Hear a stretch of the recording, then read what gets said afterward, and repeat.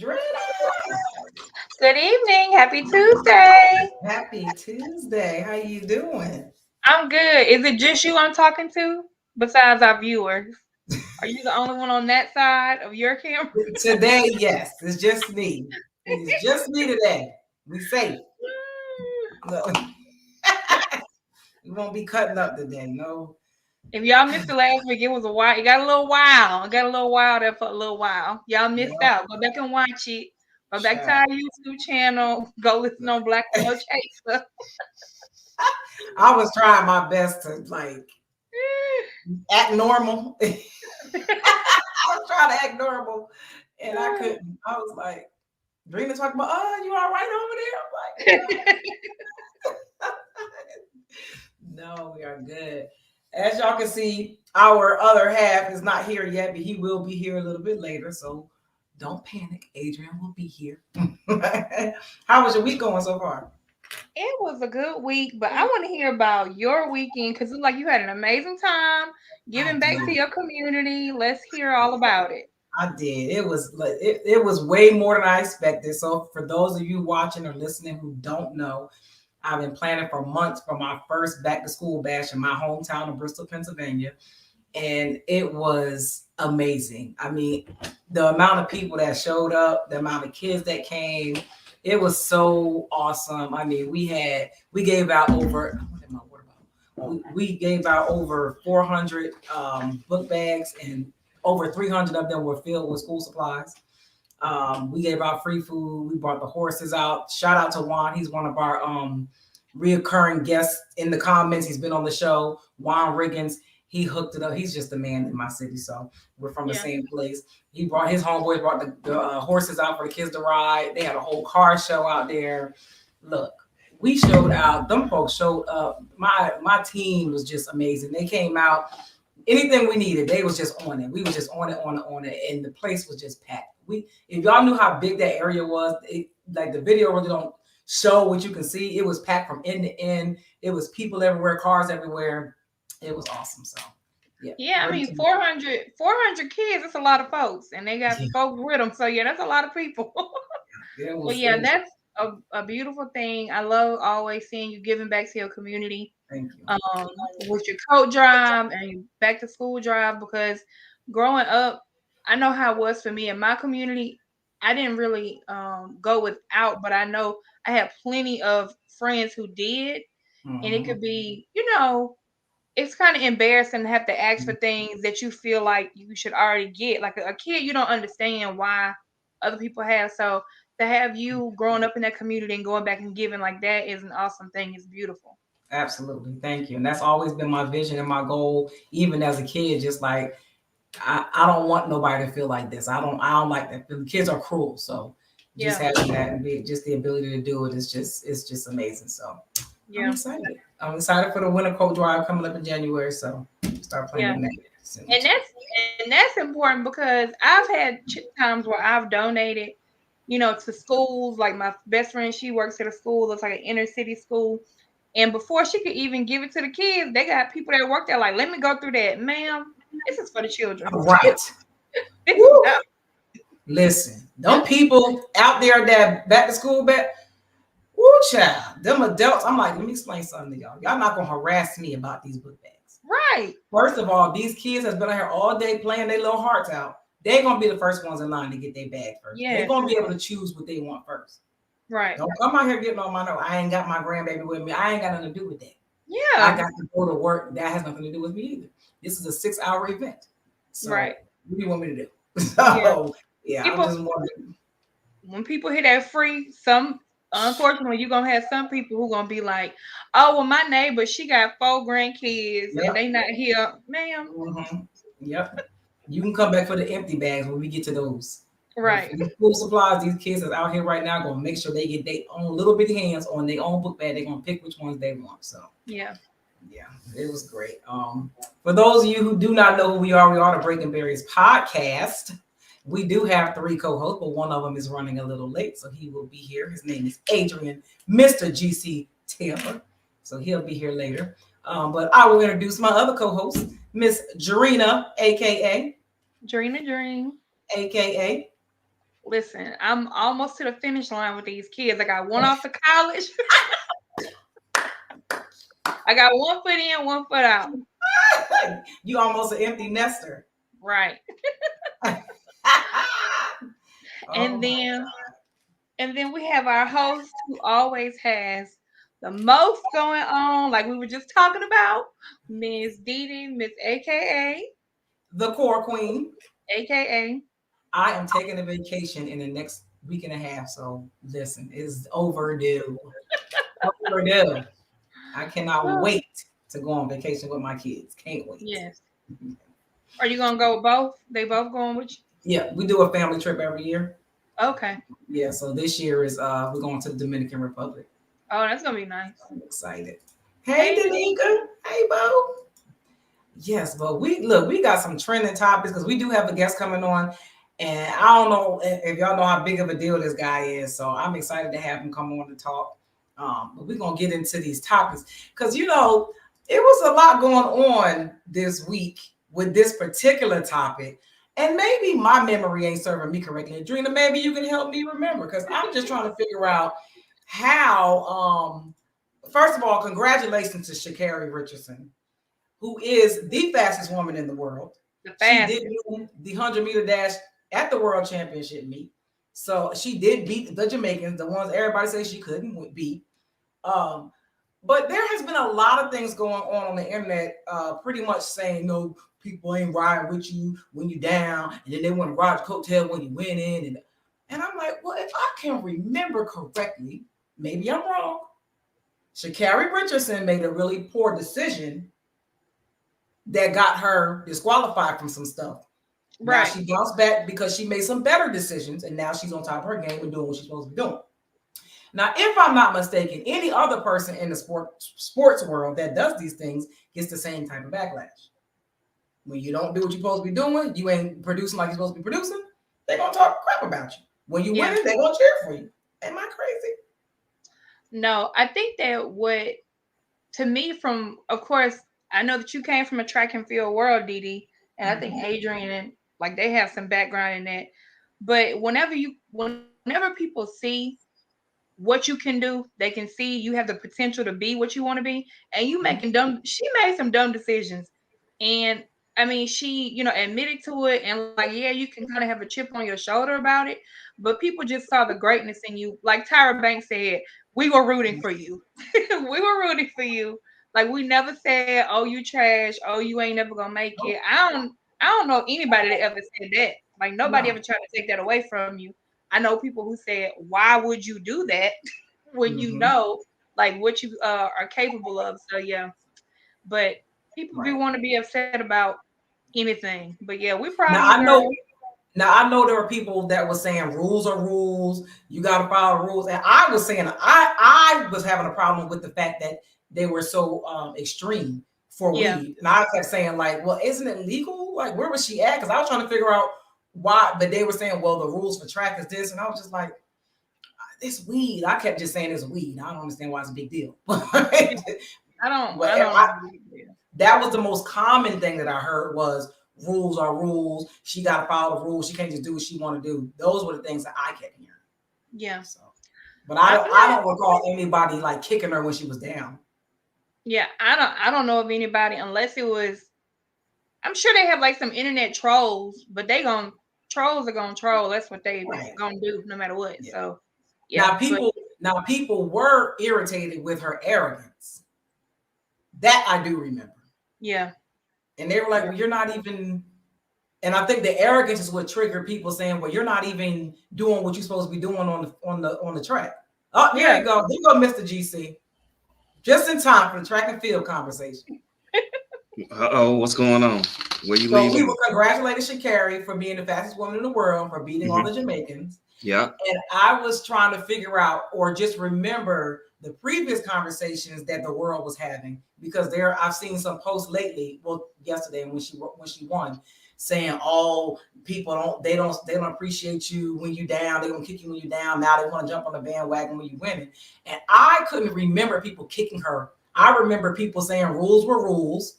Right. You broke the rules. And I remember people saying stuff about her arrogance. and she wasn't really living up to the hype that she was putting out. That's Right. what I can remember. I don't remember people kicking her that when she was down. Right, because before that, even before her getting banned, like she was losing all the big races, and so which was bringing on the arrogance, and so it was more or less like, okay, take this time, humble yourself, get it back, and if you who you think we are, I mean, if you who we think you are, then you'll be back. Right. But you need this, and I feel like this is part of her story. I felt like she needed this to show her, like, yo, you got to get it together. I'm proud of her. She definitely did that, because I was watching the race. And I was like, I don't know about y'all, when I'm watching, I'm like, yo, she might have a chance. Because I'm like, okay, she in third. I'm like, she looked like she in second. Oh, I think she done took the lead. And then, of course, she won. But no, I remember people. Now, of course, I'm not part of the media like that either.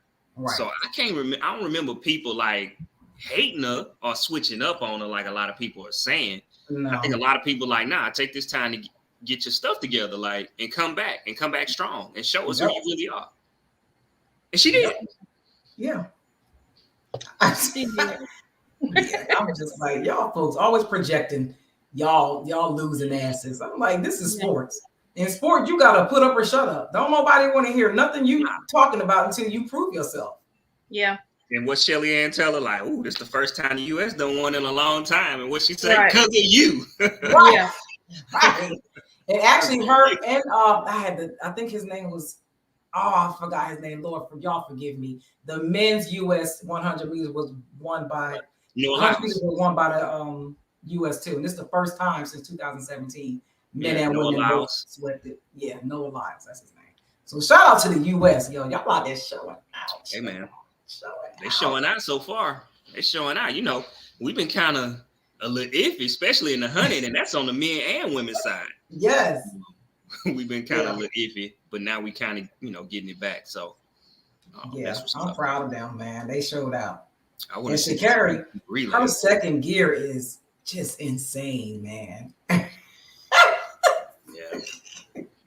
She's insane. I want to see. But is she running the 200? Is she running the 200 as well? Or? Oh, I don't know. I can't remember. Did y'all see the backlash she's been getting about the reporters? Yeah, I seen it. Cause she been skipping right over them. But they the ones who was giving her hell though. Right. Now they the ones that was really like, she a hype job. She ain't gonna be able to do nothing. Right.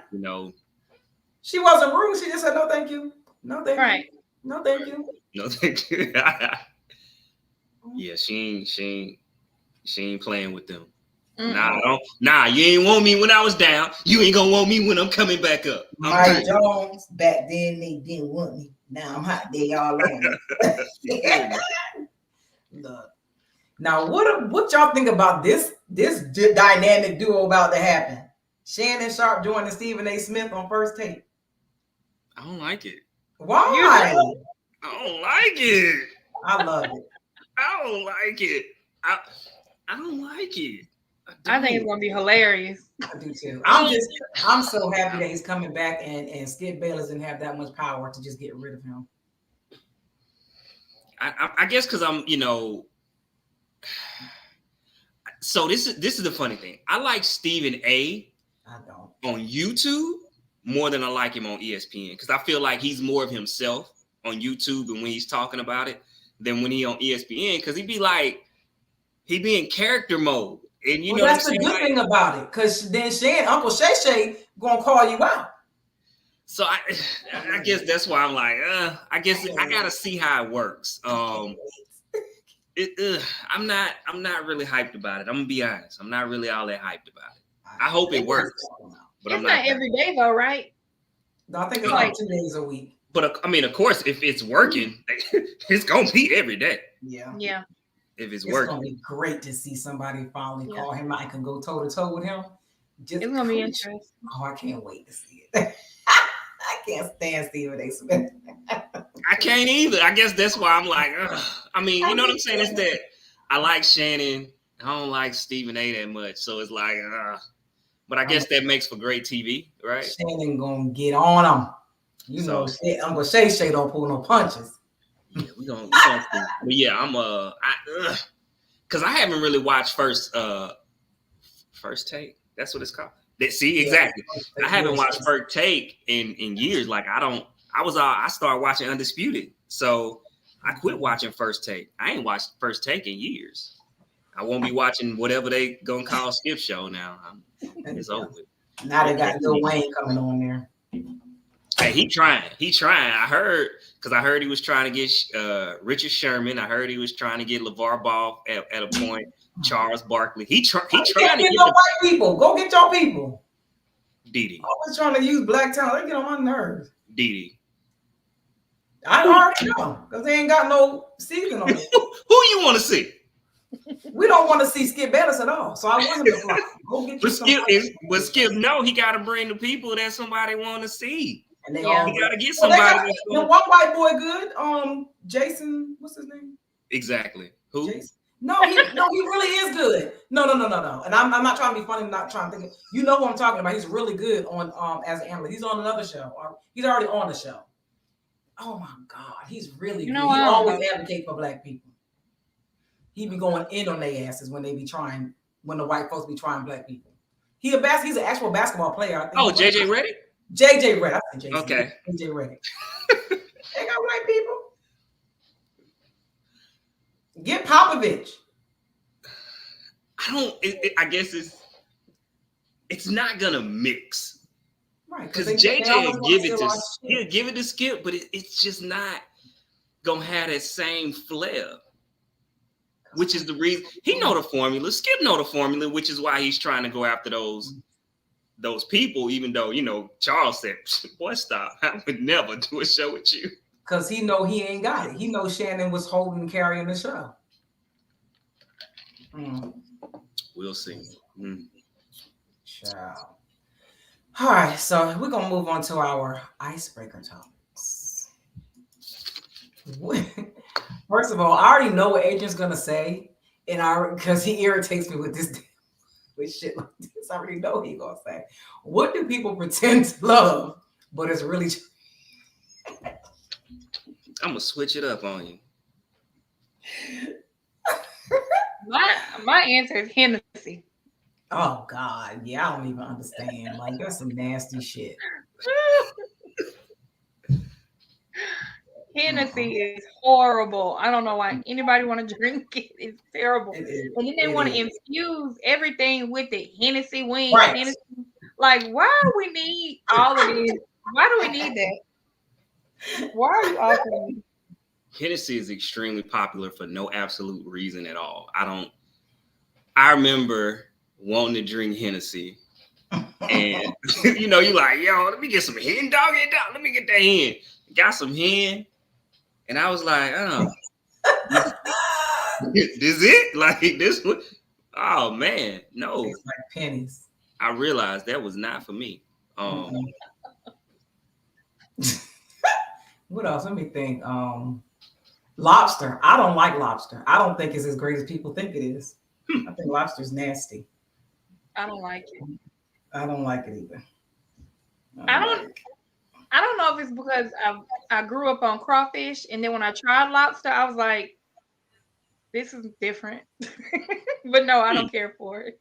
The way they hype it up, it's like, this is not that good. Yeah. This is so overrated. Like, no. No, thank you. So you say Hennessy, then now Didi saying lobster. Yeah. Oh man. Huh. For me, chocolate. I don't even like chocolate.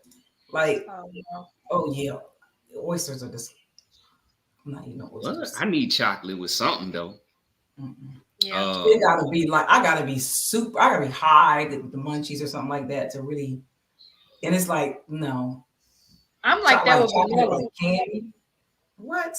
I love vanilla, everything. I absolutely hate vanilla. I think it is a waste. Except for me. All right.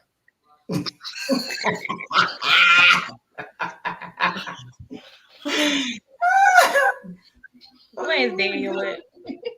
Oh God. Daniel come here, guns are blazing, okay? Adrian, what you got? Chicken breast.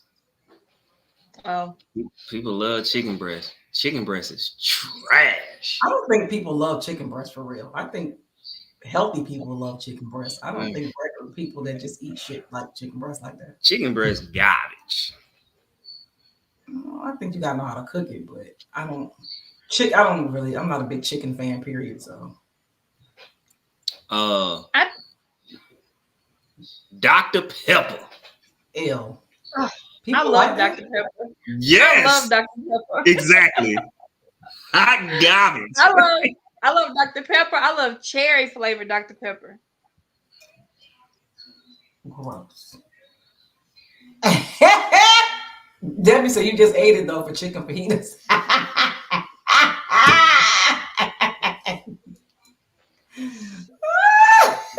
I guess he's trying to tell you something.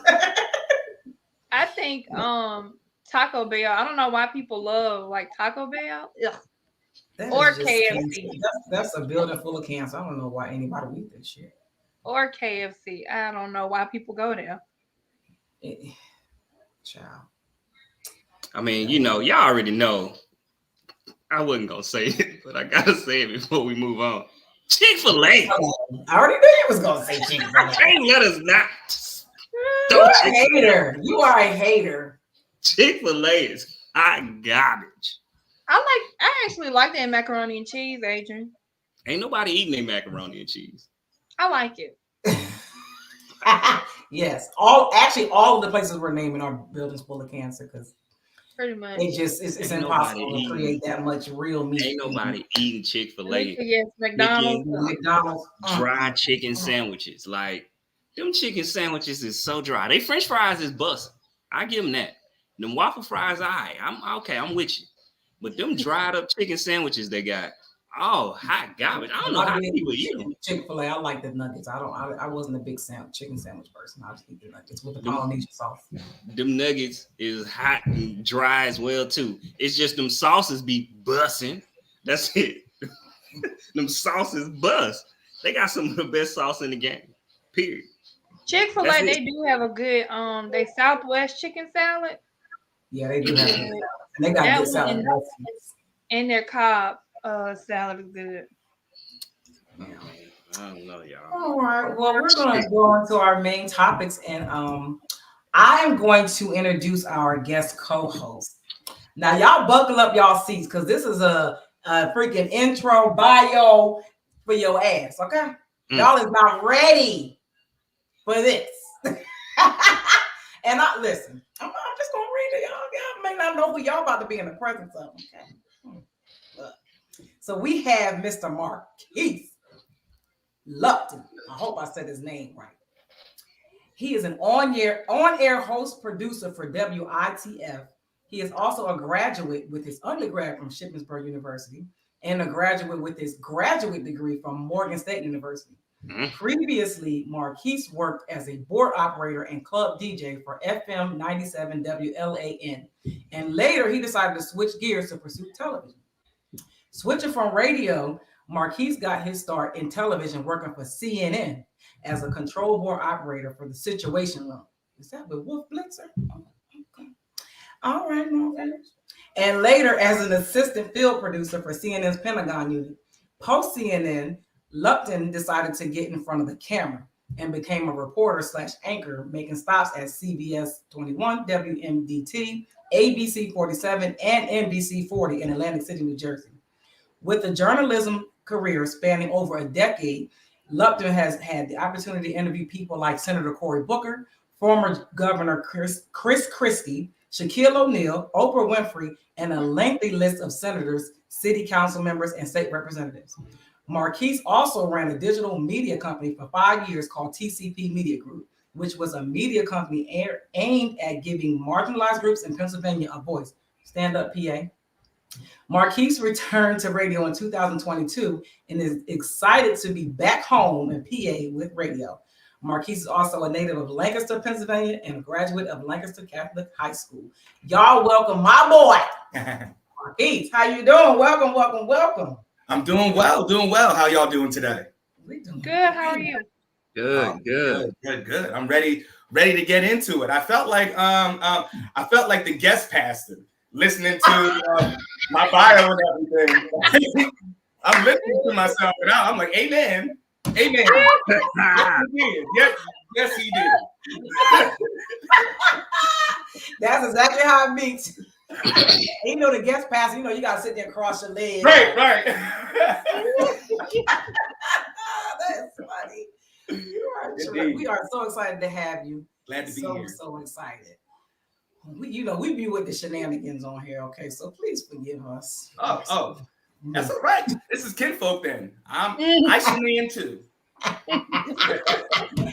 All right. Well, first of all, let me just tell the folks watching the show, because I got my IG over here. I already pinned it in the comments over here for y'all to come and call in. I'm about to open up the phone lines so y'all can call in when y'all need to. Here's the number right here. I will have it scrolling across the screen as well so that y'all can call in if y'all got any questions when we go over these topics, because we're about to get into it, okay? Okay. So, first topic. And the reason why I brought this topic up, because y'all know I'll be just sick of stuff sometimes. I just be sick of it. I am so tired of people using zodiac signs as a freaking crutch and for everything. So do you guys believe that zodiac signs play a big role in relationship compatibility? No.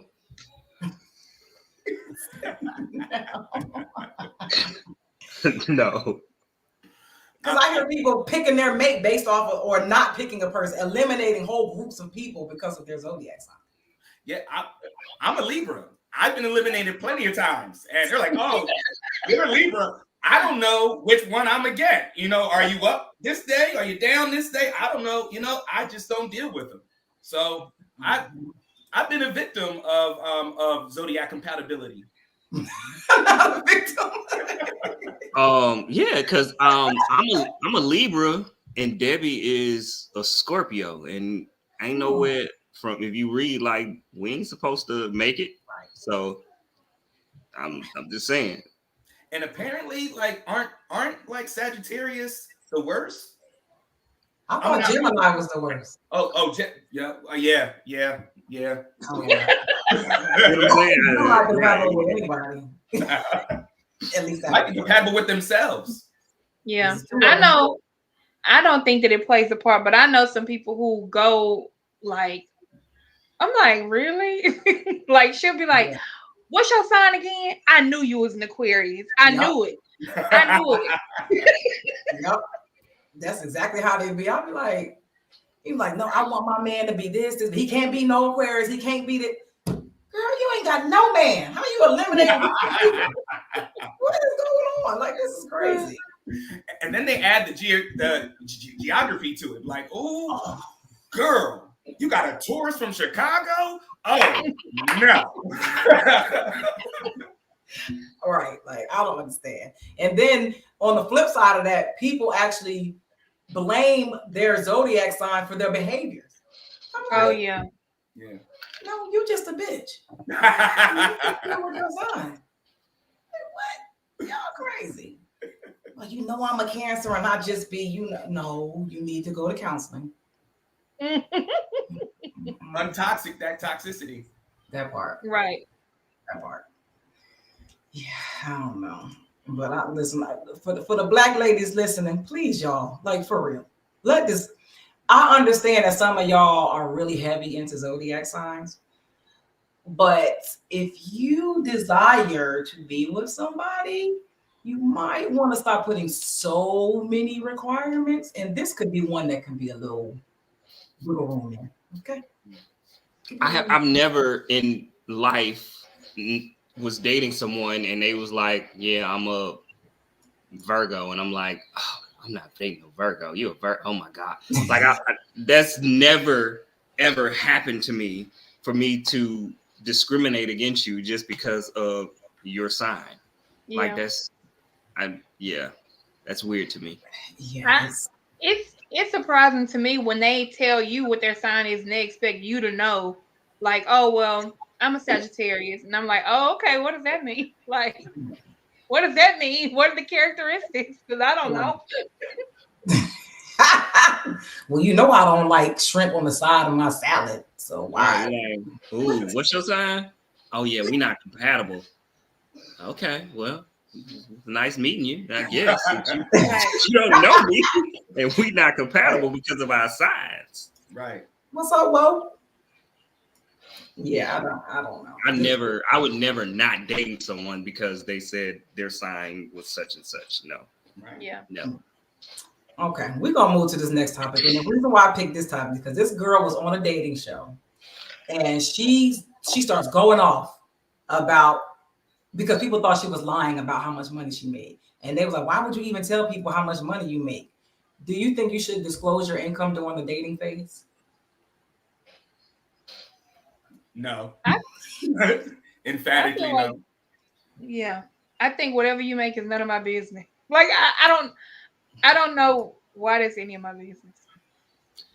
First date, no. Dating phase, I'm gonna say yes. And this is the reason why I say yes. Because if we're having conversations and you're having expectations that's out of my tax bracket, Right? I'm just keeping it a buck, right? Like, yo, no.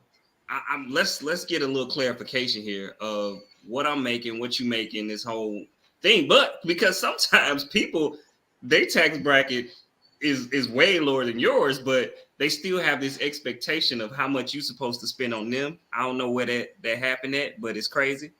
But I do think in the dating phase, you should definitely talk about it just so you're on the same page, because now you can talk about spending habits, what you like, what you don't like, how you do it. I think you should definitely do it. Yeah. I ain't made it to the phase part yet, Adrian. So that's why why I haven't talked about it. You know what I'm saying? Now, If see, y'all dating, you feel me? Like if y'all dating, that's on, that's a way to get on one accord. So Yeah. now but first you date, see what no, Denise said? See, this is the shit them lame niggas be doing. Like, why? Nah, that's a little extra. You know what I'm saying? That's trying to show you like I got a little bread. Like it's no, let's just have a conversation. Because one thing I've learned too, it doesn't matter how much money you got. It's about your habits too. You know what I'm saying? So you might make 200 grand, but you know what I'm saying? Like you still living paycheck to paycheck. Can you send me your credit report? How about that? Just send you send that credit report. I know. I'm trying. Oh dang, I can't even say that. No mind. Yeah, I don't know. I think it depends on what stage you are in life when it comes to this conversation and what your like what is your end goal with the person? Do you plan on being with them or are you just dating? Like, because I don't think I care if you spending money on me. I wouldn't care how much money you got, as long as you got enough for me. But then once they know how much you make, doesn't that then increase the expectation? Yeah. For some people, yes. Or it increases the possibility of me walking out because that ain't enough. Yeah. That too. Yeah, I guess it. I don't know. I mean, for myself, I'm a private person as it is. So when somebody says, well, how much do you make? I say I'm comfortable. I'm able to go out and purchase things. So there, that I'm not, dead broke. You know that I can go out and buy some things. What those things are, you will know further on into the phase of our dating. Yeah. And I don't think I've ever asked him how much money he makes. I've never asked that question. No. Yeah, I know. The exact ass, I think, but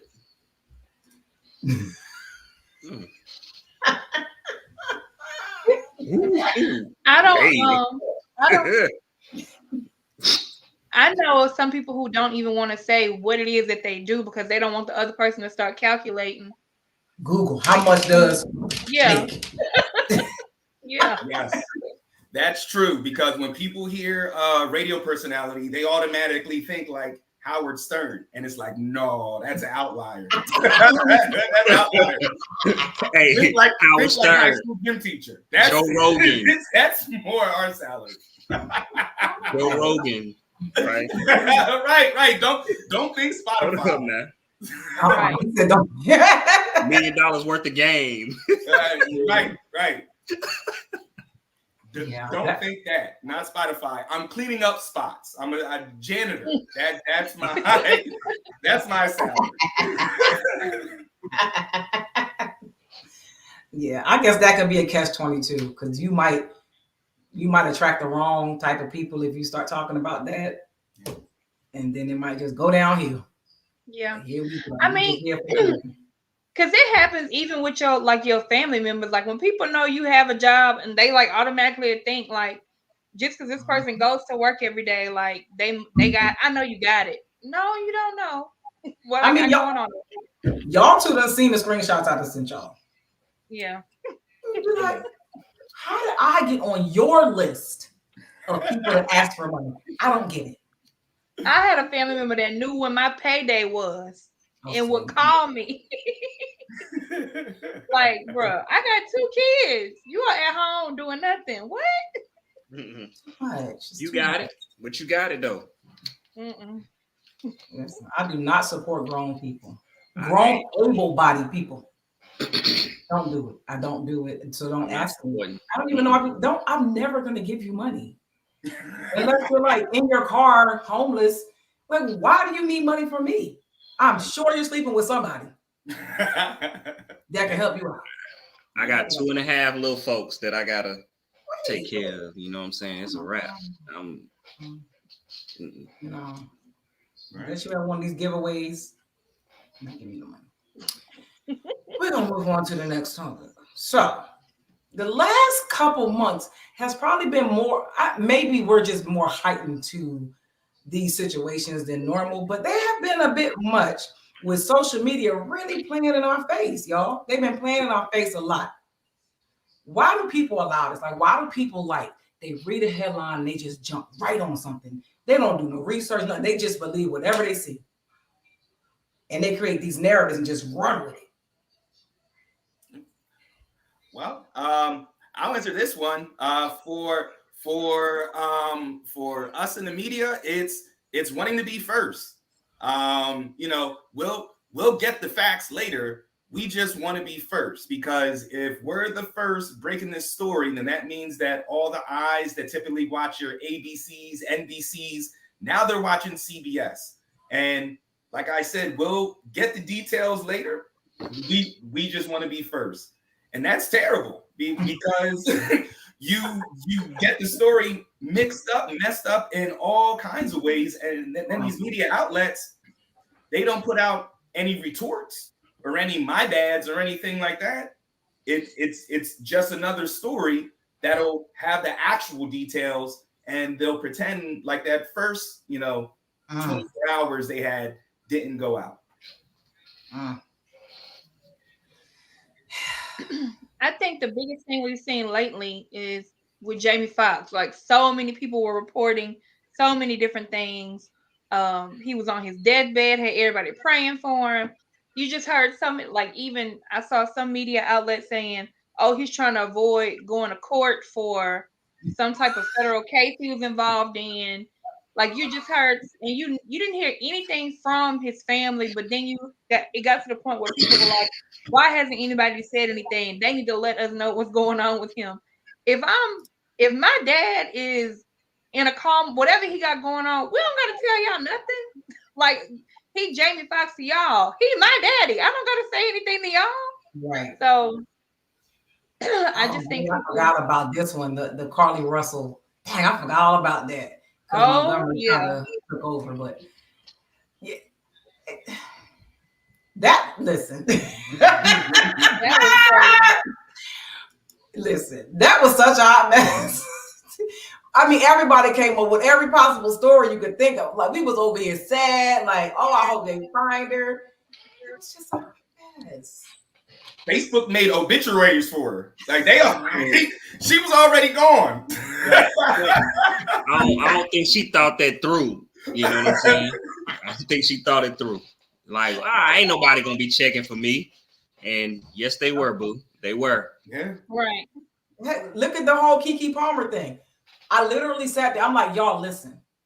That man made one tweet. He made one tweet. And everybody took that and ran with it. That man ain't said another thing.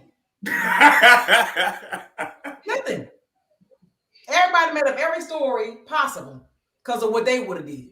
I'm like, he didn't say nothing. He didn't say nothing else. Now they say he's suing for full custody of the kids. I mean, he wants the full custody and all that of man it. said he ain't told nobody nothing. It's ridiculous. Social media. It's really ridiculous. And people like, see, y'all don't persuade that woman to be a single mom. Just because social media got that much control over your life doesn't mean it has that much control over everybody else's life. Right. But like, is there a way to change? Like, because of course people go for the clickbait. Of course people go for the first thing. But like, how do we? And of course there's like AI, and they have trolls who are gonna share everything just to get a rise out of people. But like, is there a way to snatch it back to like try to change it? Because it just goes 0 to 100 real quick. Real quick. I don't think it is, because there are people who are hell bent on getting their point across. So if that piece of clickbait serves their purpose or their point, they're going to push and push and push because they want to be right. So they're going to keep pushing it no matter if they ain't going to do no research. Like, they're going to keep sharing stuff even though it's fake. Yeah. Like, plus there's no real consequence. Like, if look at your Fox News, you know, like, all right, well, Fox eventually had a consequence with the court cases and then getting sued. But up until that point, they went pretty much, you know, decades unscathed. And that's a lot of other media outlets as well. You know, there's no real consequence to lying, unfortunately, which is weird to say. And literally, all you got to do is put a picture. They have already made up in their mind what they want to believe. If the caption on that picture go with what they think that story should be, they're gonna push it. I mean, it was literally they could have went to the actual source of this picture and found the actual post, but they refused to do. They would just push the lie. They put the post about Keke Palmer's kid's dad out. The name wasn't even right. It said Darius Jackson. Man, name is not Darius Jackson. His name is Darius Dalton. You could have went straight to that exact picture on his page and saw what the actual caption was. But nope, they pushed the fact that he's going for full custody. Dude, that is not what this man said. It's just ridiculous, man. I think another prime example of that is the whole Megan Thee Stallion and Tory Lanez. Like, people just took that and it was like wildfire, and people got into such an uproar. No matter what you posted, it could be Megan Thee Stallion walking to the mailbox. People just went berserk. They went insane about it, and like will argue you down, like tell you how horrible of a person you are for siding with her or him. And it's just like, we don't know what happened, because the people that know aren't talking. They're not saying nothing. Yeah, they project what they would have done. Right. If it was me, well, now he in jail for 10 years. What do we do? Crazy. What do we do? But Woe said, until someone hits you with a defamation suit, i.e. Cardi B, Tasha K. Oh, yeah. People need to chill on that. Like, you can't be pushing false narratives about people, man. That's wrong. And I feel like, you know, of course, now we in that age where when it comes to news, instead of fact checking, they want to be the first one to drop the story. And so if they get an inkling, they're going to drop it and then retract it later. But we know how that goes. Even if you retract the story, it's already out there, right? So I don't know, man. I feel like you got to start holding people accountable for that. I feel like that's wrong to do, to be dropping these stories and it's not necessarily true. I mean, Jamie Foxx, let's go back to that. Like, Jamie Foxx dead. Like, he was on his deathbed. We don't even know exactly what it exactly was, right? But in the time when he was in the hospital, right, they pretty much told us he was dead. Like, he was done. get the obituaries ready. He gone. Right. And everybody wanted to be the first one to drop that. And then, you know, which isn't true, but we don't hold people accountable for trying to be the first one to drop that story. And lying to us. Yeah. It's Isn't just that what happened some years ago with the whole pizza parlor thing with Hillary Clinton? Where somebody they put out a story about people trafficking kids in the pizza parlor, and Hillary Clinton had something to do with it. And the radicals went into the pizza. Y'all gotta look it up. They went into the pizza shop. Remember, they posted it on social media. They went in the pizza shop and killed people, or was about to kill people. It was like really bad. It's like Pizzagate. Yeah, Pizzagate. Look up Pizzagate. They put it all over social media like it was real. So I was gonna, when Adrian brought up Jamie Foxx, just like the people that were on site with the tragedy of Kobe Bryant and that helicopter crash, like people taking pictures and wanting to share that. Why would you want to share this? Whatever you've done in your life to get you to the position you're in, like as far as your career, all that is gone. Like, and not just that, but like it's inhumane. But now you're putting everything on your life on the line because these people finna sue you. Yeah. Which she did, and rightfully she deserved it. That's messed up. For you to be in the position that you are, since we're talking about the Kobe Bryant situation, to put those pictures out there, and the things that happen, that's not cool. Like everybody wants to put information out there so bad. Because think about this, right? This is the world we live in, where people will watch you die just to record it with their phone. Yep. Won't try to stop it, won't try to do nothing. They will record it and watch you die just so they can have that content and post it and possibly go viral with it. Yeah. That's the society we live in. Terrible. Yeah. Look at the runner, Sha'Carri. She's now just won another race, and she's now known as the fastest woman in the world. There aren't as many shares as when she failed the drug test after winning that race. You know, why isn't the celebration just as loud as, you know, the defamation of Karen? Come on now. You know the answer to that. Come on now. Well, yeah, brother, I do. Well, good stories don't sell anyway, regardless. They don't sell. That's why the news always shares all the tragedies and all of the bad stuff. If it bleeds, it leads. I don't know if y'all remember whenever Joan Rivers, before she passed away, I think she was. Then it will match. I don't get it. She won the world champion. She just won the worlds. I mean, it's it might not be the Olympics, but it's the closest thing to it. That's like winning the NFC championship. And you know, and then I guess the Olympics would be the Super Bowl. Well, the Olympics only come every 4 years though. So. Right. But like to win the worlds, like it's still the same competition. I ain't get what you're saying, my guy. They never won nothing. Always got something. What you saying, Dreen? I was saying there was a doctor when Joan Rivers, before she passed away, like she was on. No, let's not do that. Why my man moving the goalposts? Why he moving the goalposts? I don't like when people do that. I'm sorry. I don't like that. She won the world championship. If you ain't no athlete, then say you ain't no athlete. Because that Black people love to do this shit. And you know I'm sensitive about track. Like, this is real. Like, this is the best athletes in the world. She just won that. We're not finna sit here and shortchange her on that. Like, I was gonna let it go, but I can't. I'm sorry, Digga. I'm sorry, Drena, but I can't let that pass. Like, that is not a small feat what she just did. She beat Shelly Ann Fraser-Price.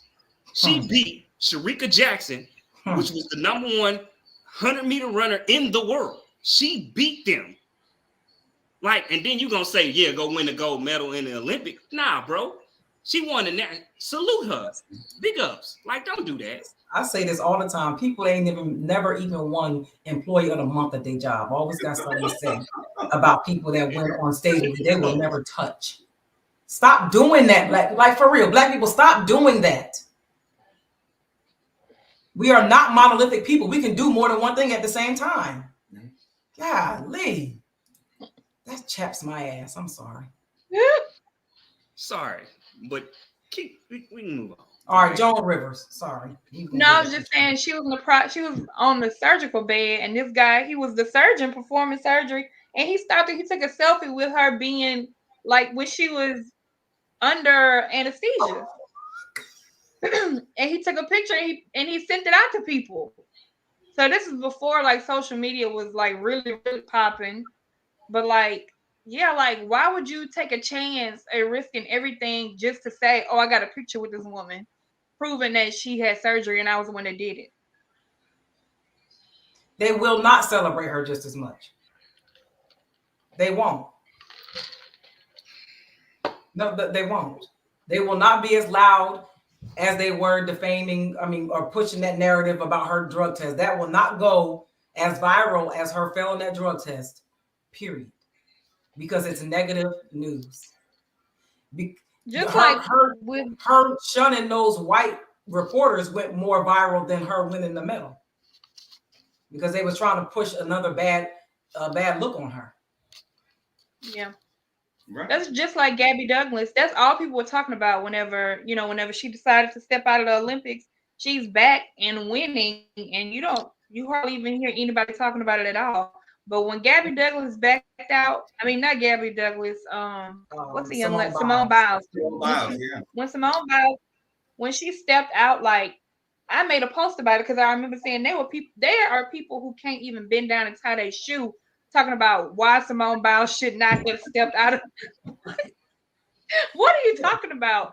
This athlete, like she's a top athlete in the world, like the best. They have named moves after her. And if she says she don't feel like she can perform at her best ability, yeah, she should stop. How can you tell her she's wrong to do that? But people aren't talking about her winning. They aren't talking about her coming back.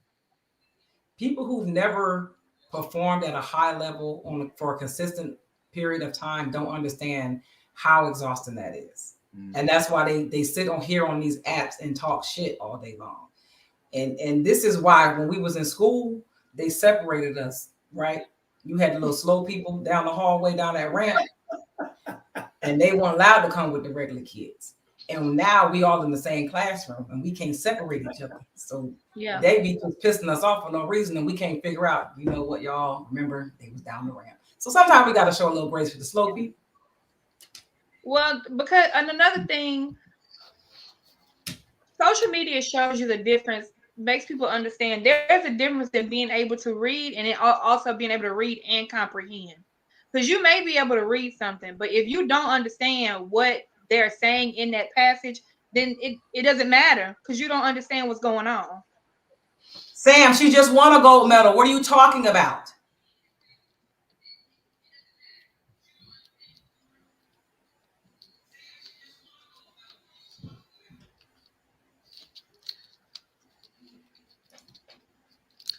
Down the ramp.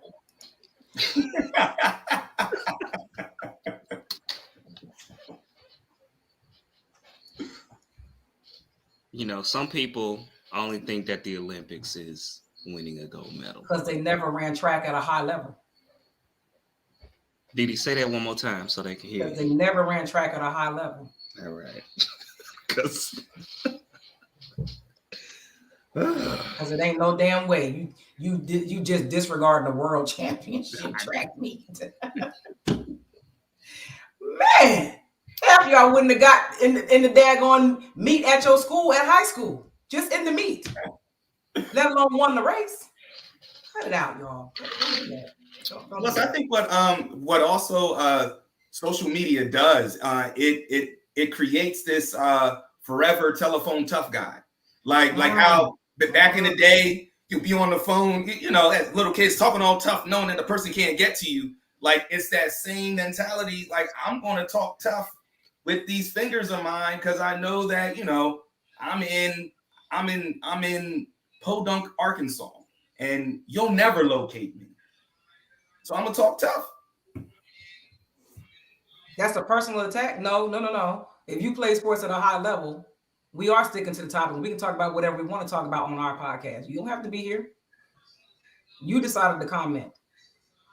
And she did something great. She didn't do something just good. She did something great.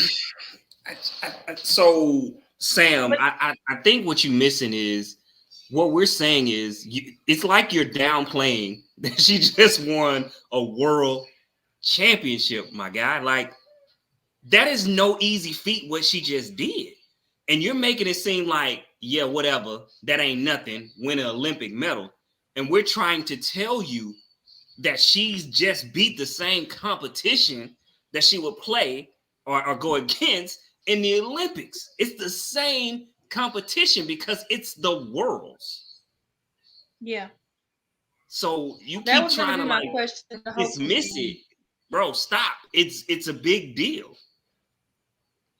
It's a big deal. It's a real big deal.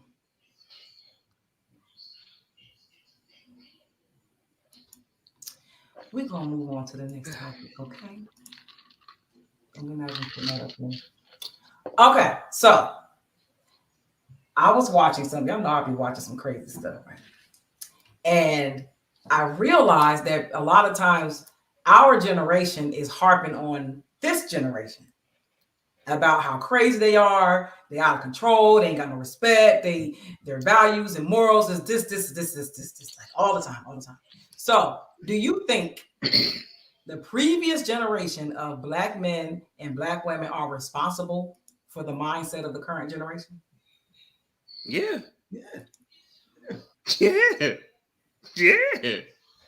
Hold on, let me just put that comment up there. 100%. Yeah. You can't blame them. You can't blame the next generation for who they become without looking yourself in the mirror, because it's all based off of, what you said, the things that you show them, how you help them groom. Like, you are part of that. And if you don't think you aren't, then you're part of the problem. Woe said no. He said social media is. Nah, I'm not saying that, because no, I'm not giving. If you are the parent that you say you are, that we swear we are, I'm not giving social media that type of power. I would never give social media that type of power.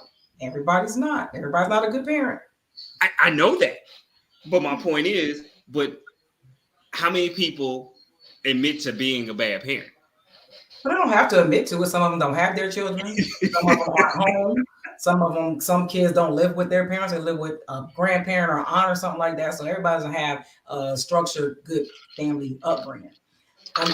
I agree with Woe to an extent, but I also agree that the previous generation has some doing for some of them. I'm blaming it. I'm putting it all on them, because you have to teach the people that's coming behind you. So whether that's your kids, whether that's your community, whatever that may look like, you have to take some responsibility for that. You sit in the barbershops and you have those conversations like, man, I remember when we was growing up, it wasn't like this, it wasn't like that. You right. But at the same time, are you teaching that next generation the right way of doing things, right?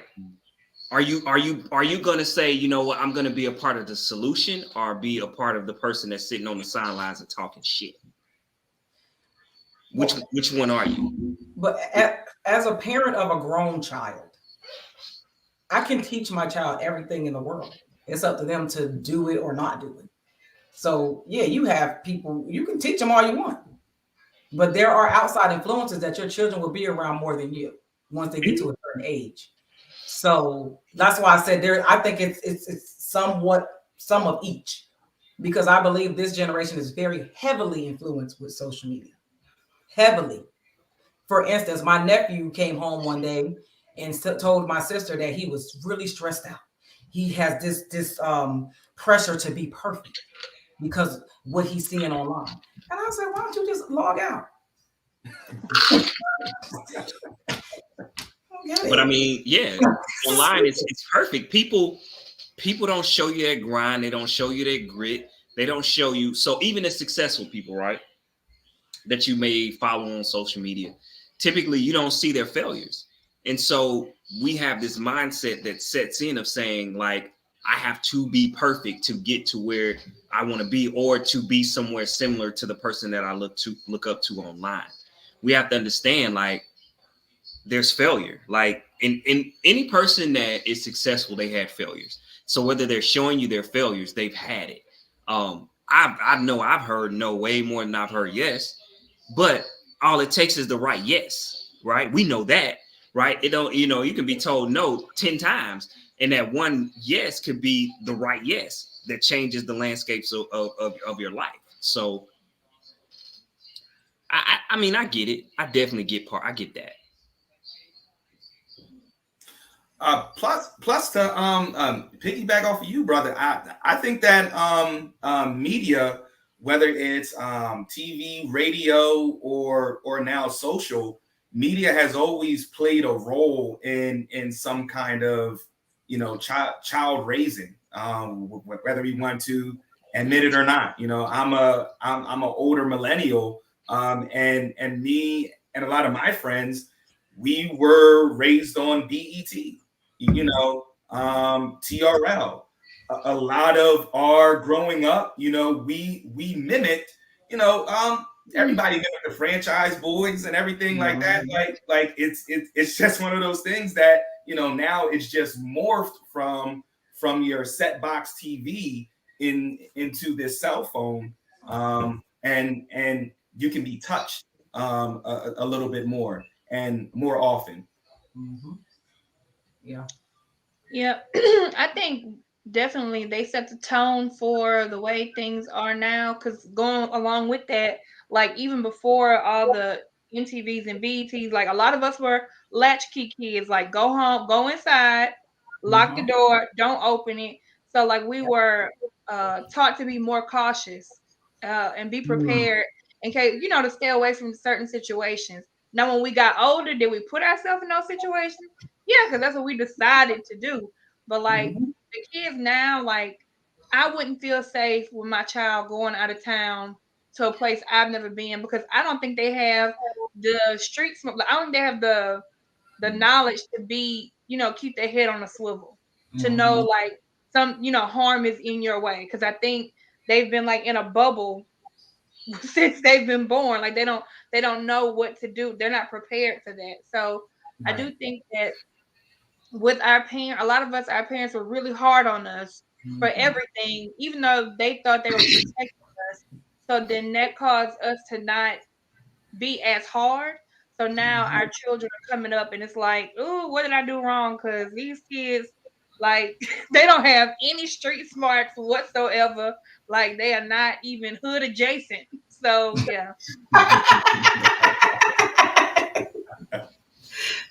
Yeah, and I just think there is a mixture for these kids. They are hybrid, because I hear a lot of the young girls saying things that make me cringe, but then if I think about the women in my family, most of them were saying these same types of things as well, and they are the product of these things. For i.e., I don't need a man.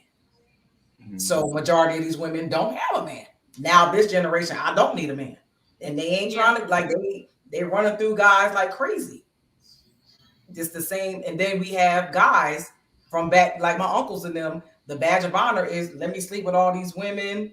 Oh, wait, I gotta sleep with, that's how I'm gonna be a man. I'm gonna sleep with all these women. So those things are passed down, and that mindset has been passed down. Now social media has amplified it, because now you could see all kinds of people talking about this stuff and making it seem like it's so glamorous, when in reality, not so much. Y'all gonna look crazy if y'all keep listening to this stuff. And if you look at the women in your family, the men in your family, those decisions didn't work out too well for them. So I think it's a hybrid of both. These kids just got it bad because they got access to too much information that their little brains ain't ready for. Yeah, I think that's the hard part. That's definitely a big difference from us. Like, we didn't have access to all of this information, so things are hypersensitive and things happen a lot faster for them than it did for us, especially when it comes to having certain conversations that you feel like you're probably not ready for, right? Where you like, what? Like, dude, you 4 or 5, you 6, 7. Like, I'm not finna have this conversation with you. But at the same time, then you have to think about it where it's like, well, they probably gonna have this conversation at school. So do you want to have them get the wrong information, or do you want to give them the right information and wonder if they're even ready for the information at all, right? Right. But you don't want them to get the information from school that's absolutely false, and they fall victim to that. It's a rough thing. It's a rough thing when you think about it. Yeah, with my girls, I learned early on, if you think it's stuff that kids wouldn't be thinking about, somebody at that school is talking about it. Like, it is crazy. It is insane. The questions that I've been asked by kids, like in elementary school, I'm like, who brought that up? How did that subject get brought up? TikTok. Look. And them games they be playing too. Them little Roblox be doing some stuff. Yeah. I watch them games they be playing. This too much stuff. You be think like, yo, it's crazy because you be thinking like, oh, they only got access to kid YouTube, so you think that it could possibly be okay. But then you got to look and you're like, what? This is on kid YouTube? What are we talking about? Yeah. Like, no, block that. We're not going to watch that. Like, you have to pay attention to everything that they're looking at. It's crazy. It's a lot out here, man. It's crazy. Kids are under attack for real. Yeah. Trying to get their little minds. Even Disney ain't Disney no more. No. Right. If that ain't the statement of the evening, man, that is a fact. Right. Well, I'm not checking my son's phone no more. I just can't I can't take it. Is that bad? He's a 13-year-old boy. I let his daddy handle that. I said, this ain't my lane. He know the size, Didi? Boys are so gross. God, just gross. He probably in the back and like, Mama, don't be putting my business out there. I'm not ready at all. Throw it back. Give him a beeper. That's what I need to get him. Yo. Jeez. Give him a regular phone. Flip face. A razor or something. Yeah. Rotary drone. Right. We went to my oldest daughter had to get an MRI done. And they had a phone in the waiting room. And my youngest daughter was like, what is this? I was like, it's a telephone. She was in there literally calling all her friends, like, girl, guess where I'm calling you from? Oh my God. All right, y'all. We about to get into this question of the week because apparently it done sparks. Look, somebody done text me their answer earlier today too. For their question of the week. So the question of the week is, does a man need to love a woman more to have a successful relationship? Yes. Yes. I agree. I don't know, Didi. When you put your comment up there, it was, I don't know. People kind of was feeling some kind of way about your comment. I'm going to the depth of me. I'm going to use him as an example because if the man don't love me like this, I don't want him. Steve Urkel me, please. Thank you. Yeah. You definitely had some people texting me like, Steve Urkel. There was a question I was like, about how he loved Laura Winslow. None. I was like, huh? What y'all talking about? The question of the week. Like, what's she talking about with this Steve Urkel stuff? I'm like, I don't even know what you had to finally go and read what you said. Like, Steve Urkel me, please. You definitely set off some people. You had people texting me about Laura that question. Didn't have to call her girls to say, do you think Steve like me? No. Just saying. Of a doubt. But at the same time, like when I did comment, it did work out. At the end, it worked out. They was engaged and everything, getting married, and she cared about him, but he loved her and he would do anything for her. She grew to love him. And I think that's typically what happens for women. They grow to love the man. But I believe, y'all know I done said this multiple times. I feel like a man should love a woman more than a woman loves a man, especially in the beginning. I stand on that. I will always stand on that. I think that is a foundation of a successful relationship. A man will do everything that he can for a woman that he truly loves. He gonna run through the wall for her. It doesn't matter if she absolutely love him, sorry, as much as he loves her. You know what I mean? She grows to love him, and she's gonna follow his lead, right? She's gonna put in the energy that he puts in. I stand on that. Most of the guys that I know that are married, that are in successful relationships, feel that same way. Hey man, I'm just saying. There was a post today, a guy who's from Gulfport, he shared it about a gentleman, I think somewhere up north, and the man's wife worked at Dunkin' Donuts, and she had to go in at like 3 a.m. in the morning, and he sleeps in the car until her coworkers, because she opens up, and people don't come in until like 2 or 3 hours later, and he was like, every night when she go in, like, I'm out here until her coworkers get here, and the gas station next door open up. And the guy from here who shared it, he talked about how his ex-wife was a social worker, and when she would get called in the middle of the night to go out, like he would be in the car with her, and if she was taking too long, like if it was a domestic disturbance thing, he said, I was busting the door, like what's going on in here? Because I gotta protect her mind. So I think I truly definitely believe that a man has to love you more. And what's really sad is I have a coworker who is dating. He's a nice guy, whatever. And the stories he tells me about these women, oh my God. Like literally today, there was a woman who texted him and was like, do you ever think there's a point where I can wear you down enough that you will feel the same way about me that I feel about you? I want to throw my phone across the room. Why would you want that? Why would you want to wear a man down like that? That man ain't gonna never love you like that. No, he don't like you. It's like Professor Ogilvy and Nikki Nikki Parker. Child, listen. Oh my God, that's that. I mean, that's true game. That is real game that I'm definitely gonna give my daughter. You know, as she grows older, is that sorry, boo, but if you love him more than he love you, he gonna play you. Like right. That's just typically how that works out, because he know he got you, so he gonna play you like a fiddle. Right.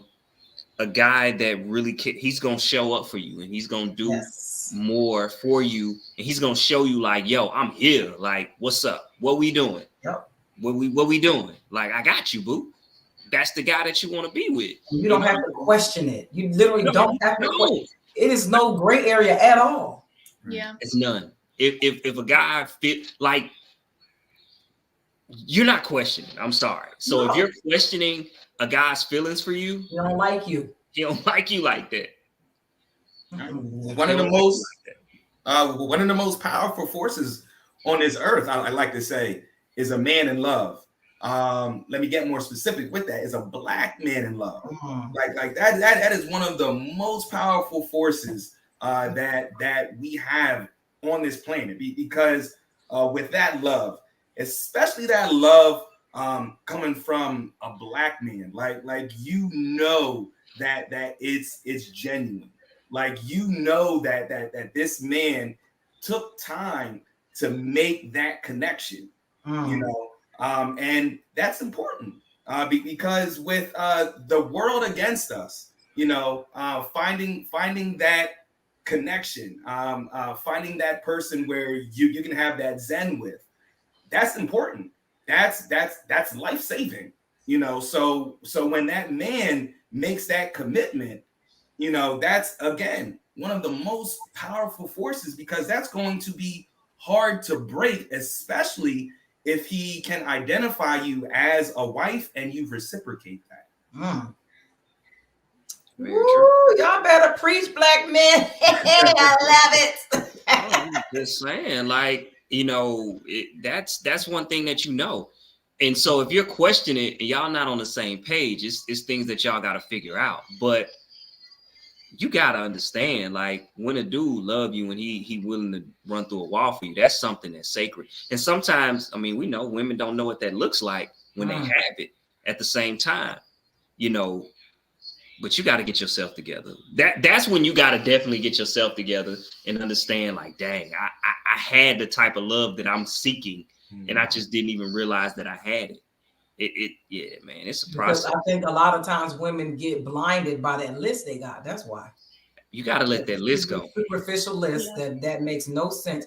When you have a black man that's willing to sacrifice for you, it ain't gonna look nothing like that stupid list you got.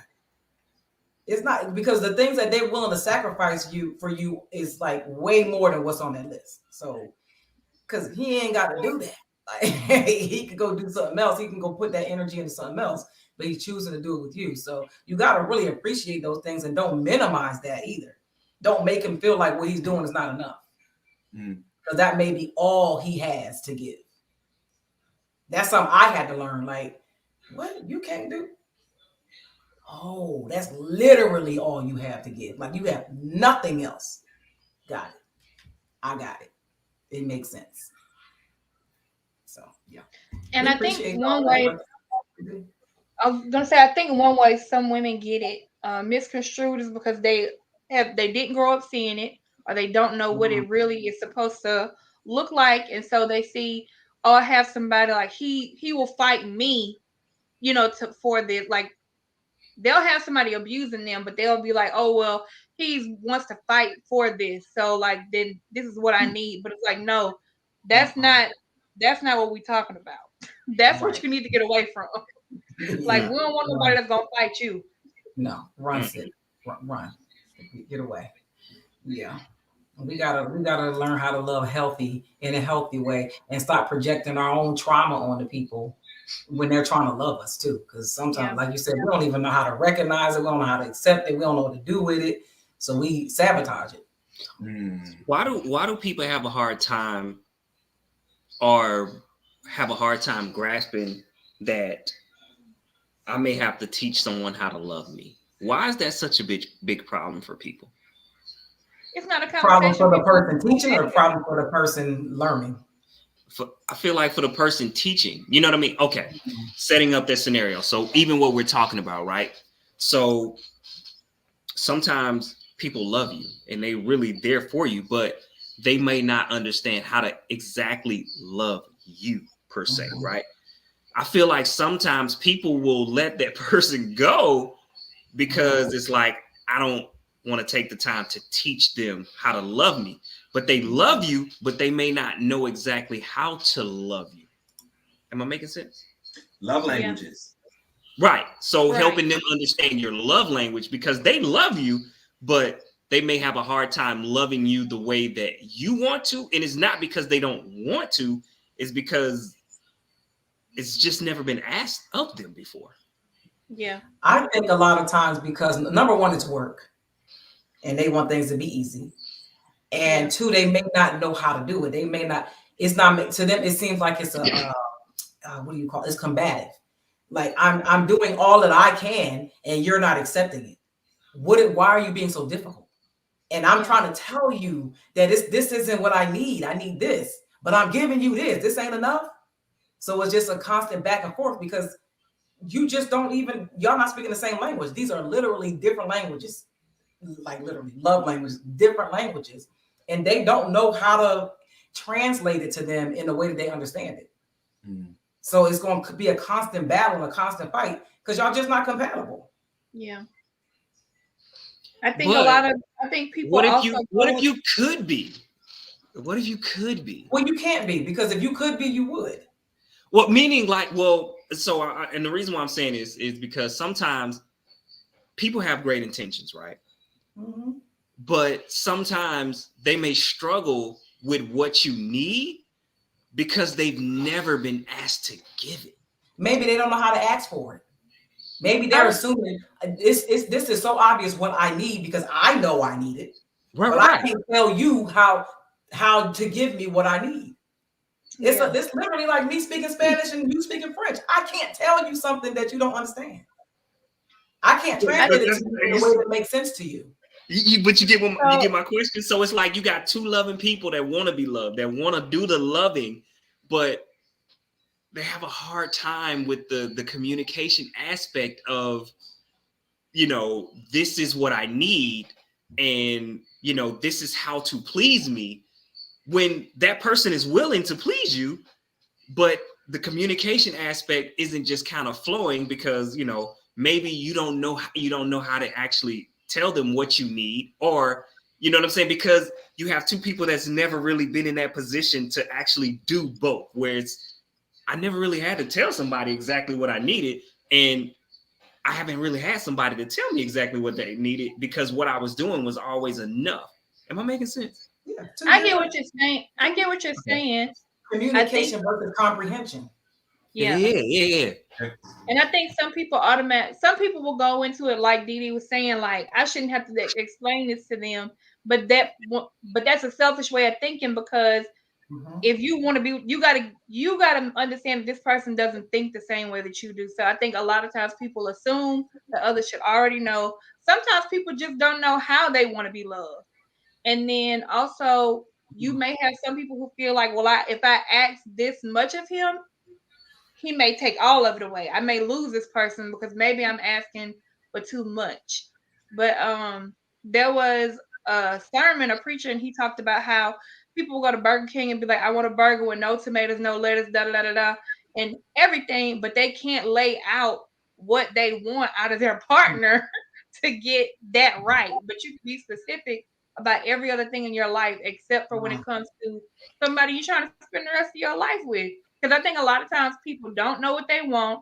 And a lot of times we see the relationships we've grown up and like, oh, well, that just worked. So why do we got to work for this? But I think, Adrian, what you're saying is, yeah, if people could get past that, then yeah, we could be great. But both of us got to do the work to figure out what it is we want. Right. Because people can only love you to the best what they're capable of doing. And there's another post online and it said you could be spending $20,000 on a woman, all she wanted was a hug. You could be buying her Chanel bags and she just wanted you to sit down and watch her favorite show with her. I think that with some people, they fall in love with the sensationalism of love, like not the ugly part where you gotta work on deficiencies and everything like that. It's those things that they're like, like that. If you know me, if you love me, you would know, and sometimes that may not be the case. My parents were married 30 plus years. Sometimes my dad didn't know what my mom was thinking, had a great marriage, but it just comes down to, one, the person that you met at the beginning of the marriage isn't necessarily the person that is in the middle or, 15 years later. So there's always that evolution of the relationship. So I just think, again, people fall in love with the sensationalism of relationships and not really grasping to the hard parts of it. Absolutely. Yeah, yes. And I think, Adrian, the specific example that you're giving, that would really require a professional to help them, a therapist, a third party, a neutral party that can come in and just help them communicate better with each other, to just push past that brick wall. Because if they're talking to each other and they're not getting it, somebody can probably break that down a little bit better for them so they can understand it if they're good for each other. Okay. All right, y'all. I had a conversation the other day with a guy, and I was just shocked that grown men are still out here doing this. So please tell me if I was crazy for being shocked for this. So grown men over 30 bragging about sleeping with a woman, is that still considered a badge of honor? It is. Oh my God. Yeah, it is. It is. It's one of those things. It's locker room talk, frat house talk, with your boys and everything. Like there's always that, and those that take honor in it, still do it. Those that don't do it. But those that don't, they still enjoy the stories. So I mean, it's just one of those things that, unfortunately, it's never going to go away. Like, I have frat brothers that are 50, 55 years old, and they're in the group chat, chatting it off about their excursions over the weekend. And you would think that this was somebody that was 21 years old, no, there is no age. Like, if the guy doesn't want to have that out of his system, it's not. It's going to be pretty much the system if he wants it to be. That is so childish. High school, like, y'all still talking about it? Like, some do. What? Like, some do. That's lame. Yeah. And Didi, you got to think too. Some guys didn't come into their own until later in life. So now they're finally meeting being with the caliber of women that they wanted to be. So now they're proud. So yes, they're going to talk about it now. Juan just preached a whole sermon right there because I wish somebody would repeat some shit. That's just dumb. Period. I mean, that's very true. But we're talking about those guys that didn't start finally, coming into their own until their late 20s, early 30s. So mentally, they're still 18 years old talking about the babes that they bagged. This is what we were just talking about the generation before. And that got something to do with the mindset of the current generation, because it's still getting passed down and passed down and passed down and passed down. It's just like, okay. I was just wondering. It's like it's like with the media lying. There's really no real consequence, unfortunately. Yeah, I guess it's kind of like when men say that women should hold other women accountable. How about men need to start holding other men accountable? Nigga, stop talking about this dumb shit. Grow the fuck up. Absolutely. This is stupid. like, really? Okay. Y'all, we about to finish early. We got one more topic, but this one might drag out a little bit because I think we need to really figure this out. So because what's happening right now, what I see is there is a overwhelming level of ignorance being glorified right now, especially in the Black community. It is being plastered all over the place. We got people talking about booty holes being brown and every other thing you could think of that is like clutching my pearls. We don't have shame anymore. This is just getting out of hand. So what is a piece of advice that you would share with the youth today that would help them progress further in the Black community?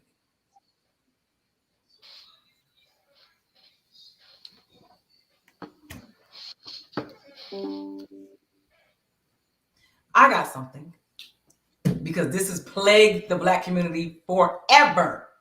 And this is for boys and girls, for my boys, for my young kings. Protect your seed. It is the most important, most valuable thing you will ever possess. Be very, very careful with it. Be specific on where you plant it and where you create children. Okay? Don't just spread it all around because you think you're supposed to, because that makes you more of a man. Don't do that. It's like gold, especially from Black men. It is the most sought after thing in the world when it comes to creating human beings. Protect it. Young queens, protect your womb. Don't let everybody just get in there. Protect it. Raise beautiful Black babies with your husband at home after you've gotten everything you need to get out of life that you feel like you need to get. Find you a Black king. Raise a family. It's the quickest way to generational wealth. You will be happy, you will live long, and you will have generation after generation that is set then you don't have to struggle and be in survival mode all the time when you do things the right way. Mm.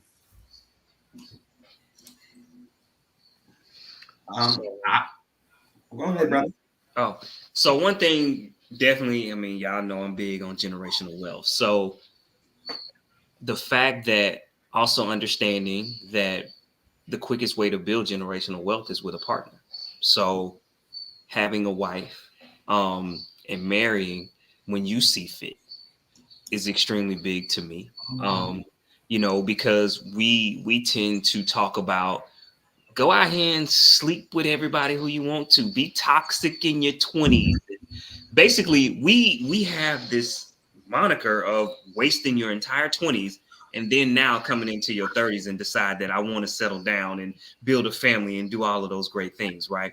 When you should be working on those things in your 20s.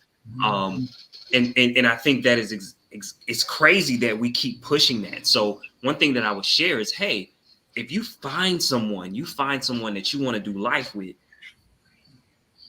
spend life with them. Like, make it happen. It is not, don't listen to people that are bitter, angry, sad, that's trying to tell you, oh, you're wasting your life because you've actually found a partner that you want to do life with.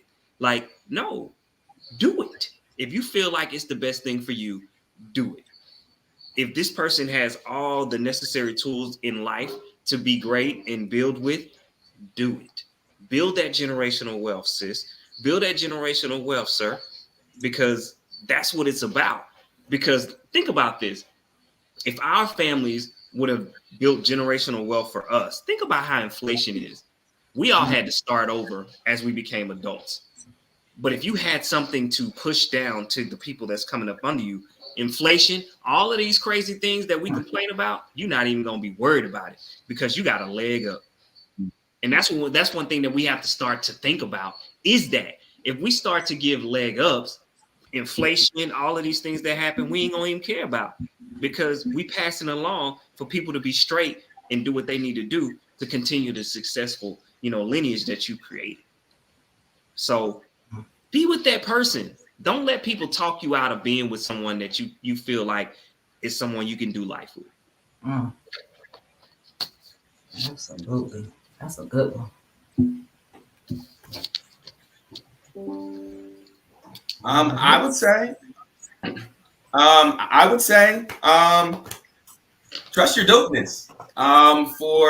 For those folks that are watching on Facebook that follow me from time to time, they know exactly what I'm talking about. Trust your dopeness. Trust that little voice inside that says that you can. Trust your ability. Trust that you can finish what you started. Use myself as a real quick example. I was a habitual stutterer growing up. Stuttered all the time. And I became a radio personality and a news anchor. So, trust yourself, trust your dopeness, trust your ability, trust that you can. I like that.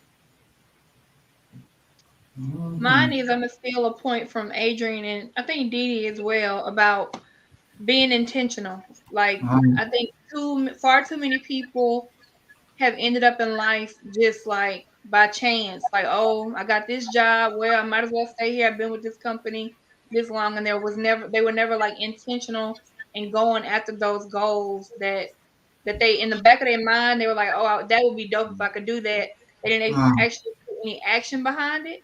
So if it's something that you want to do, like he's just said, he trusted his dopeness. He knew that this was something that he wanted. And when you put the work in and you go after it and get it. So I think a lot of people, they may think, oh, I want to be a NFL star, but like, are you doing the work to do that? Are you wrapping your mind around what all it takes to do that? Are you making the right move? So that's what my advice would be.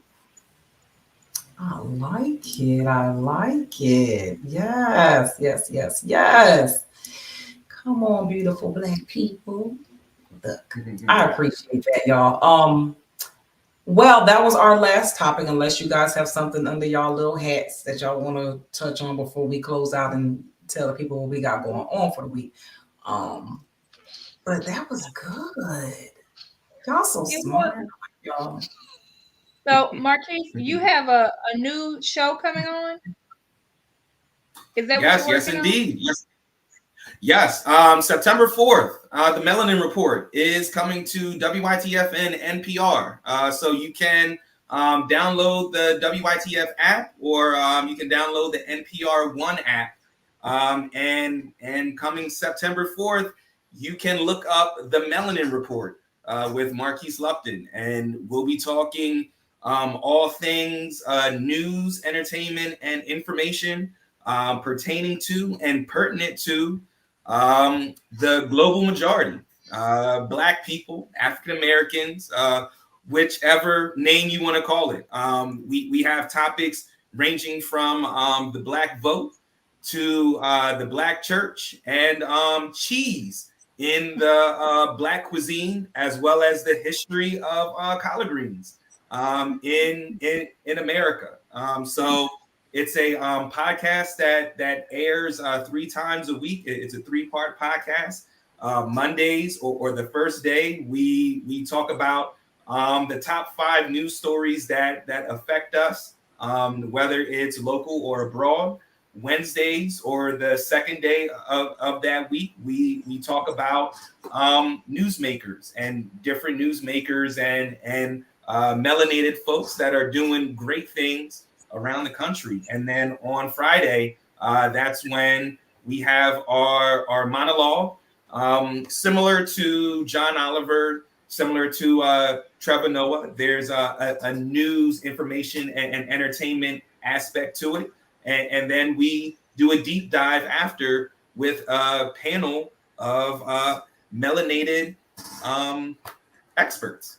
So that is the Melanin Report coming September 4th. You can follow us on Facebook, the Melanin Report with Marquise Lupton, or you can like my personal WITF Facebook page, Marquise Lupton WITF.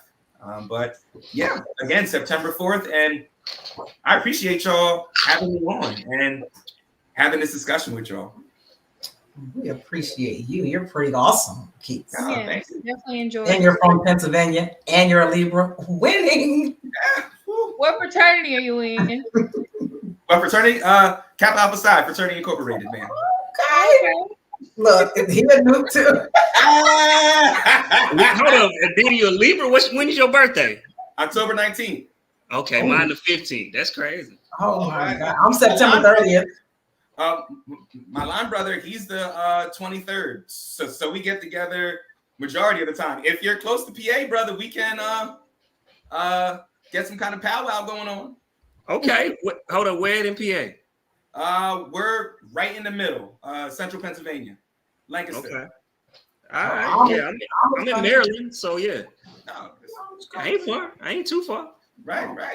That's my old stomping grounds. I graduated from Morgan State, so I spent a bunch of time down there. Okay, yeah, I'm right here. All right. Well, I just want to go to Shady Maple when y'all go. That's Sign me up. Oh, that's cool. Drena, what you got going on for the week? Anything important? We are still working on the Gulf Coast Brunch Festival, November 12th, 2013. Just signing up all the vendors. We have I think the majority of the vendors we had last year are returning. And so we have a few different musical artists that are coming on this year. And of course, new type vendors that are coming out. But yeah, that's what I'm working on. Okay. Adrian, what you got going on? Hey man, they got your boy out here coaching, man. 2023, sorry. Got my son, got me out here coaching, and so I'm doing that now. Not something I really wanted to do, because it's just not how I'm made.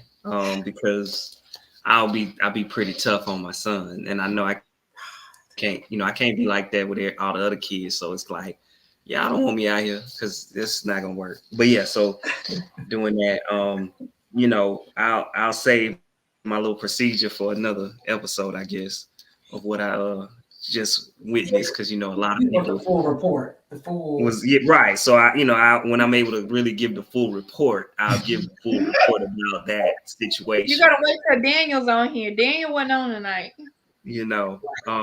Daniel came for me because of my post, what Terrence Crawford said about people, not living long after. Like, you're so together in all your life except for this. What is the problem? What's the issue, sir? He came for me, but I'll save that for next show. And then, coaching, training, gentlemen'scouncil.com. If you need coaching, you could definitely book me. So I stay in that space. That's kind of what I've been working on, building more clients, building more business clients as well. So that's been a beautiful blessing as well too. So yeah, man, gentlemen'scouncil.com. Check me out. If you need any services, coaching, things of that nature, holla at your boy. You need training, holla at your boy. Okay. I think I probably spelled that wrong. I'm sorry. So no, you did good. Okay. I know y'all, they don't postpone the screening for the TV show. So it's supposed to, I don't know when it is. I'm hoping it's this weekend, because if it's not, I won't be there. But anyway, so I got something to do. But hopefully the screening for the fall, and this is a TV show that I'm on Netflix. We're supposed to have a screening 2 weeks ago. It ain't came out yet. So hopefully it's this Saturday. We'll see. I'll take pictures. Also, like me and Drena talked about earlier, my back to school bash was a huge success this weekend. I'm so excited. It was in my hometown, Bristol, Pennsylvania. We gave away 400 book bags. We had horseback riding. Shout out to Juan. Hope you're still on here. He's an amazing partner to have on your team. We had horses. We had a car show. We had games. The kids played kickball, dodgeball, tug of war. They had a great time. We had food. Everything, gave everything away. Everything was free. It was amazing turnout. So shout out to that. I have my son's football season just started. Y'all pray for me. Tomorrow is the first scrimmage. I don't want to hit my baby. I hate when they hit my baby.